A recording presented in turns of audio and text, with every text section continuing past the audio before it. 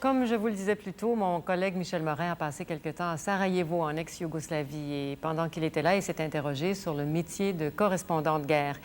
Il a vu travailler des reporters qui ont une longue expérience des zones de combat et il s'est rendu compte qu'ils ne sont pas tous d'accord sur la façon d'agir dans le quotidien du reportage de guerre, et de guerre civile en particulier. Il a donc observé et questionné ses collègues pour le Point Média.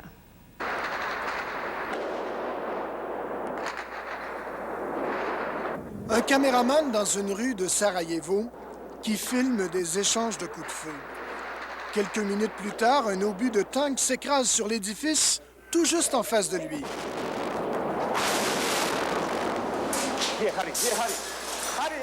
Tout ça, c'est un peu le quotidien des équipes techniques et des journalistes dans l'ex-Yougoslavie. John Burns est à Sarajevo depuis le début. Il vient d'obtenir le prix Pulitzer, le grand prix du journalisme américain. Pour lui, la guerre en Bosnie est sans contredit une guerre difficile pour la presse. Je trouve que le travail c'est un peu plus dangereux parce que, en comparaison, par exemple, avec le Vietnam et des autres guerres, comme la guerre en Rhodésie, même en Angola, on avait la protection d'une force militaire. Au Vietnam, il y avait toujours les forces militaires américaines et leurs hélicoptères. On est arrivé au front dans un hélicoptère avec des soldats américains. Et on ne peut pas dire que ce n'est pas dangereux, mais ce n'est pas tellement dangereux. Ici, on voyage un peu partout dans la Bosnie sans la protection d'une force militaire. Et savons toujours que les forces militaires, en particulier les Serbes, ont assez fréquemment attaqué les journalistes en tant que journalistes. Ils nous considèrent aussi comme des ennemis. Pour couvrir la guerre civile en Bosnie-Herzégovine, les rédactions ont décidé d'équiper leurs journalistes comme jamais ils ne l'avaient fait jusqu'ici.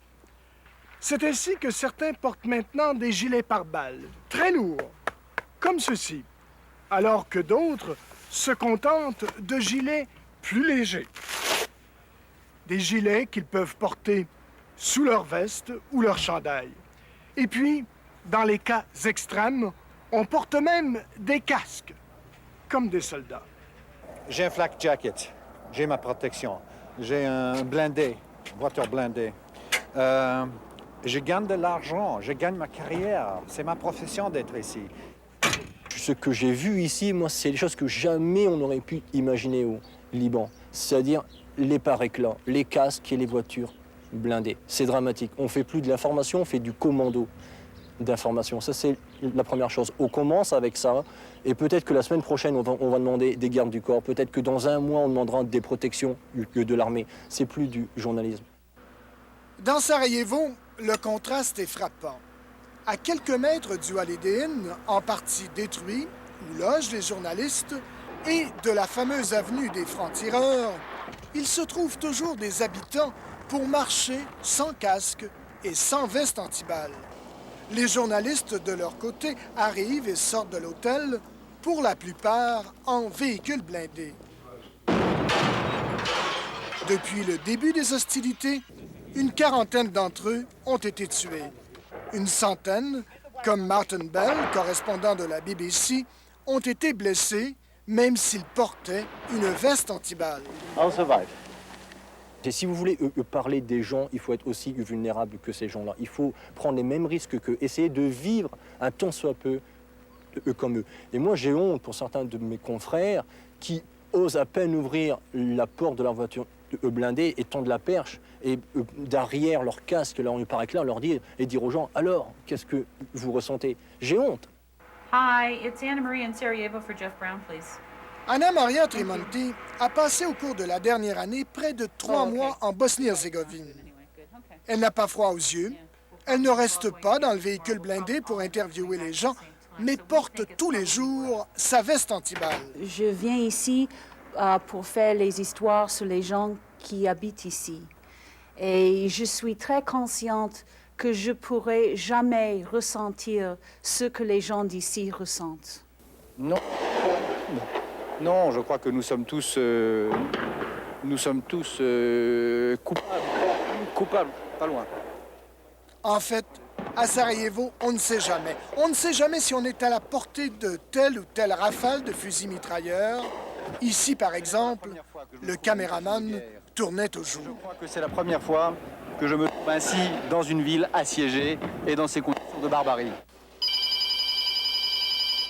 Grâce au téléphone satellite et aux studios portables, le monde n'a probablement jamais été aussi bien informé de ce qui se passe sur le terrain.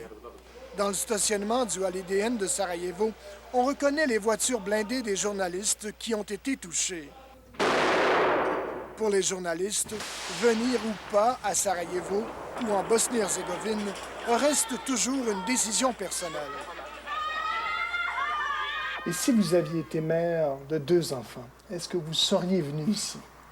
Je ne suis pas certaine. Je reste parce que pour le rock'n'roll et pour l'argent, parce qu'on est bien payé. Et parce que j'aime ça, j'aime cette atmosphère, Je m'ennuie vite, moi, dans ma vie. Je m'ennuie très vite, je m'ennuie en Europe et tout. Et j'aime ici parce qu'on sait que dans les 30 secondes suivantes, tout peut basculer. Ça arrive de temps en temps que dans notre profession, qu'il y a un élément moral. Et j'ai trouvé cet élément moral ici. Et en plus, quand on dit en anglais, it's a great story. It's a fantastic story. On a de la guerre, on a des gens qui souffrent tellement. Des images, quand vous savez plus que moi, qui sont absolument terribles, terribles. La guerre civile en Bosnie-Herzégovine risque de durer encore pour un bon moment. Des journalistes comme ce caméraman de Vice News continueront sans doute d'être blessés. Mais les journalistes sont mieux protégés que les habitants. Rien qu'à Sarajevo, on parle de plus de 10 000 morts et de 80 000 blessés. Bien sûr, certains d'entre eux vont au front, avec ou sans casque, parce que parfois, comme ce journaliste britannique, on l'oublie. Mais tous les jours, ces journalistes ont un avantage sur les 300 000 habitants de Sarajevo. Tous les jours, ils peuvent prendre un avion de l'ONU pour Split, Zagreb ou l'Italie et retourner chez eux.